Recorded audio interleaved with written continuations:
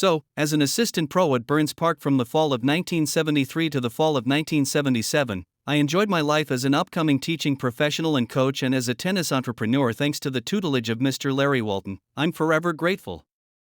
It was June 1, 1976, when I was finally released from my 6-year commitment to the United States Air Force.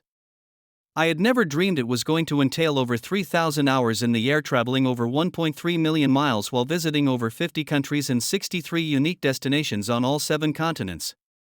It was a very pleasant day in early spring of 1976. I was awaiting my last lesson of the day before I was going to embark on a wonderful trip flying in the U.S. Air Force Active Reserves the next day. That lesson that afternoon was with a burly bearded man that reminded me of Grizzly Adams. This gentleman, who has become one of my best friends ever, turned out to be Russ Jefferson, a restaurant entrepreneur, who at the time owned the restaurant called the SOB. The acronym stood for Shrimp, Oysters and Beer, a clever creation, I thought. The tennis lesson went well but was over way too soon for either one of our liking. Russ enjoyed his lesson and I enjoyed his person, with many anecdotes about life in general, found in many of his own life experiences. In short, a very entertaining man and a pleasure to be around and with. However, this was no ordinary end-of-the-day lesson, for normally I would have been teaching much later, but I had to prepare for my active Air Force Reserve commitment of flying a minimum of 45 hours per calendar quarter. My mind was on my commercial flight out of Little Rock to Charleston, South Carolina the next morning. I was leaving early that next morning on a flight out of what is now Clinton International Airport in Little Rock for Charleston, South Carolina. Charleston has an unusual airport in that the main landing runway serves not only the city of Charleston but also Charleston Air Force Base, home of the C-141 airlift squadron that I was assigned. To fulfill their mandate of staffing for Charleston, the United States Air Force needed to recruit from a large southeastern United States area, including Arkansas, and they needed navigators. That's when I came along, moving back to Arkansas from California, having navigated C-141s out of Norton Air Force Base in San Bernardino, California for approximately 1 year.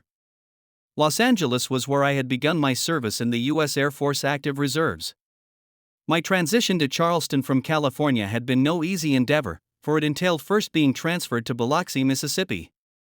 My missions there meant flying in C-130B models that were as old as Medusa and practically the bottom of the barrel as far as a navigator assignment.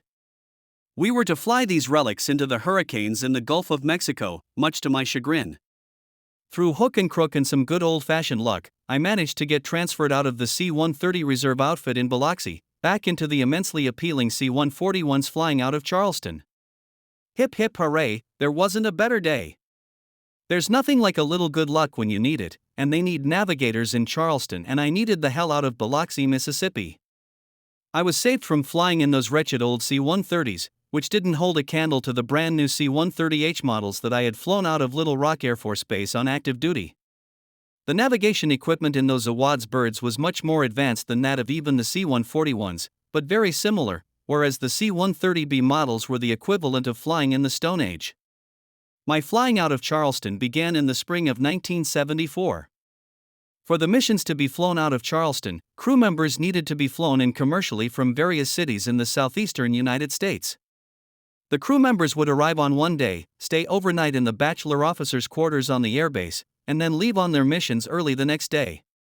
I was looking forward to this particular overall mission in 1976. It was a complete embassy run through almost all the South American capitals, and I had never made it before. It was going to last well over a week, and I was looking forward to seeing all the wonderful capitals of the South American countries that we were about to traverse. The United States has embassies all over the world, and they rely on diplomatic pouches delivered to them through the Military Airlift Command, of which the C-141s were the backbone of that delivery system.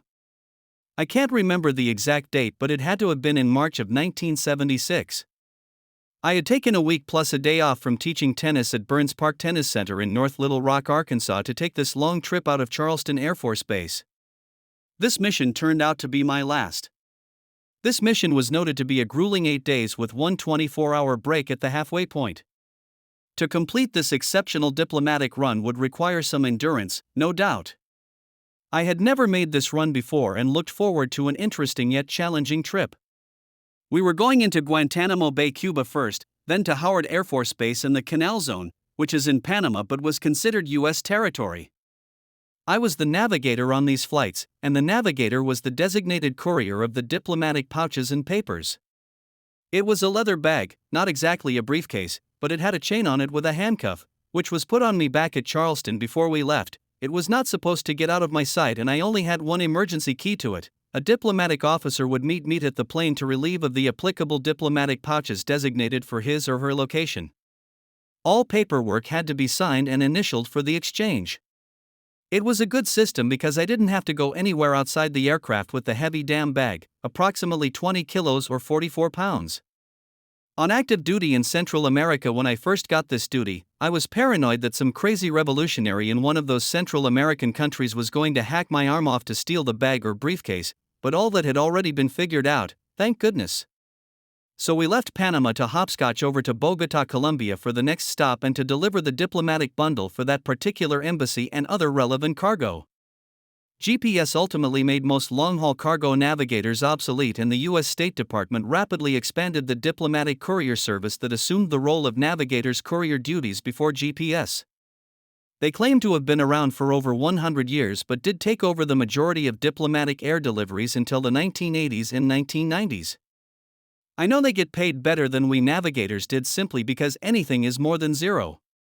Let's face, we were very cheap labor. Navigators that made many of these runs often had to deal with a huge luggage type case because of the materials for numerous embassies. Those materials simply would not fit in the normal leather bag that normally sufficed for the required diplomatic pouches necessary to service the various embassies on the run. I only made this one major embassy run out of Charleston because of majority of the missions I took were to Europe or the Middle East, going through the naval base at Rota, Spain. I never encountered the role of diplomatic courier on any of the numerous flights that left each week out of Charleston for those destinations. Odds were you weren't going to have to carry any diplomatic papers like the South American run required. I think Bogota was where we're scheduled to refuel before making it to Quito, Ecuador to call it a day. However, we still made time to get to the Emerald Open Market to buy a couple of $5 US bags of raw emerald rocks, hoping to find the real jewel in the Colombian crapshoot the purchase posed. We were to remain overnight, in Quito, only miles from the equator, but with wonderful mild weather at 9,000 feet. We once again made a little time to entertain ourselves at a wonderful nightclub with great lighting, cheap drinks, excellent disco music, and lots of nice ladies to dance with and attempt to talk to. The next day we were off to Lima, Peru, a dreadfully polluted city that we were all anxious to leave as soon as possible. Then on to La Paz, Bolivia, to land at 13,300 feet altitude. The airport there is one of the highest in the world. I bought a huge llama wool rug for $55 US that went for at least $500 in specialty stores in big cities like New York City, Chicago, and of course Los Angeles, Rodeo Drive. The final destination for the day was Asunción, Paraguay. To be honest, this was the most enlightening RON of the entire trip. The flight engineer and the loadmaster were the old hats on this run, in that they had made it numerous times. The two were the enlisted guys on the C-141 crew. The aircraft commander is the left seat pilot and is usually a captain, at least in more often in the active reserves is a major, lieutenant colonel, or occasionally a full bird colonel. The co-pilot in the reserves is usually a captain or major. Then there's the navigator, in my case, a mere first light. The sergeants insisted that all 5 of us hit the ground running, as the expression goes. This meant following their lead to a notorious club in downtown Asunción. I was by far the youngest member and most naive member of this crew. I was not prepared for the decadent evening planned by our enlisted brothers. The place was filled with the most aggressive ladies of the night that I have ever encountered. They would walk right up to you, grab your crotch, and not let go until you bought them an overpriced drink. I never thought I would be intimidated by a barmaid, but I was ready to vamonos with my family jewels intact before getting into serious trouble. Our 2 enlisted crew members were egging the ladies on enthusiastically, the rat bastards. That night I barely survived without committing any cardinal sins and with everything intact, thank Providence or something. The next morning everyone was worse for wear, but we all pulled together to start the longest flying day of the mission. Destinations were Santiago, Chile, Buenos Aires, Argentina, and then on to Montevideo, Uruguay for a very welcomed 24 hours off. In Santiago, we all bought a chapala, a traditional straw hat worn by horsemen and many people in rural central Chile. It's often worn for Chilean rodeos and folk dancing. In Buenos Aires we had the best and biggest steak one could imagine. It looked more like my mother's Sunday roast than a steak. I took full advantage of this respite and found a knowledgeable cab driver to take me to the Carrasco Lawn Tennis Club in Montevideo. I had a college buddy who knew a Uruguayan who knew of this club as the tennis place to be. He was not wrong. The Carrasco Lawn Tennis Club, Montevideo, Uruguay was and probably still is one of the nicest tennis clubs that I have had the privilege of playing on one of their well-groomed courts. The grounds and clubhouse were exquisite, but the people were even better. The taxi driver dropped me off at the main entrance of the club.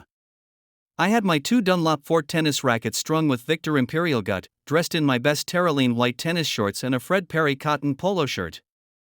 I think it was the black one that I wore until it turned to shreds, the best shirt I ever owned. A handsome balding man, probably in his mid-40s, not an ounce of fat on him, met me with a wonderful smile. He quickly saw that he needed to speak English, because of my limitations, not his. Senor Bonicelli was a wonderful host to this stranger who had literally dropped out of the sky. We exchanged niceties, and then I asked if there was anyone that I could hit or play at the club. When he answered that his daughter was there and would be glad to hit balls with me and maybe even play a set or two. I envisioned a 13 or 14-year-old girl until he went to introduce me to a young lady standing in the pro shop of the club. She had a tennis blouse on it that read on the back, New York Sets. I quickly realized she was no ordinary little girl playing tennis. Fiorella Bonicelli became a national hero in Uruguay. By the time she finished her international career on the WTA Tour, she had wins over 3 top tenors, including one over Martina Navratilova. Fiorella was delightful but murderous on the court. She was an outstanding hostess and opponent that afternoon. It is not easy to rate this encounter as my number 3 best tennis day ever. The fact that the Undertaker Navigator got schooled by a female let his ego settle on number 3. I barely made a worthy opponent, but did manage to win a set before I lost in the third, out of shots and out of gas.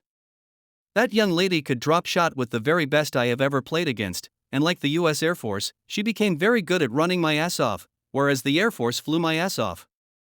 Later that afternoon we had a nice lunch, but then she was off to catch her flight to Japan for her next tour event. She had already won a Grand Slam doubles title, the 1975 French Open mixed doubles with Brazilian Thomas Koch. Late that spring she would add the French Open women's doubles title with Gail Lavera. Gail is also known in tennis as Gail Sheriff, Gail Benedetti, and Gail Chanfro. It makes me wonder if she was dodging a band of loan sharks from the Russian mafia. She is originally from France but lived and played out of Australia. Of course, Fiorella would have never won that 1976 title if she had not gained substantial experience from playing the Undertaker Navigator on the wonderful court at the Carrasco Lawn Tennis Club, Montevideo, Uruguay, approximately a month or 2 before the 1976 French Open. And if you believe that load of bull, then I got a hell of a deal on the Brooklyn Bridge for you. This is Compass Cat, and I have to cut the NAV off, for he is going out of bounds once more. I will fill you in on the details of the rest of the embassy run. Because of his extremely chipper attitude the next day, the other C-141 crew members accused their navigator of getting laid during his day off. They had spent their off time shopping and scoping out another nightclub. The Undertaker Navigator had vanished almost as soon as the C-141 had hit the runway, arousing much suspicion among the 4 others. What was that youngster up to? Surely a woman had to be involved, was their collective thinking. The rest of the mission was boringly routine, with the stops in Sao Paulo, Brazil and Rio de Janeiro, Brazil. With only Caracas, Venezuela left other than the Canal Zone, everyone was up for a celebration in South America's most affluent and vibrant city. Very evident in 1976, but tragic to see the once prosperous country turned into the hellhole it is today because of misguided socialist leaders. Sad indeed. The evening turned out to be pretty tame, since everyone was more than ready to get back to the States and their families. What happens in South America stays in South America. Everyone returned home without incident, but the Undertaker Navigator never revealed the mystery of his disappearance. Only this YouTube video might fill them in if they find it. I, Compass Cat, know that his wife had a good laugh when he revealed he had spent $10 on 2 bags of rocks from Colombia, but she did love the llama rug from Bolivia.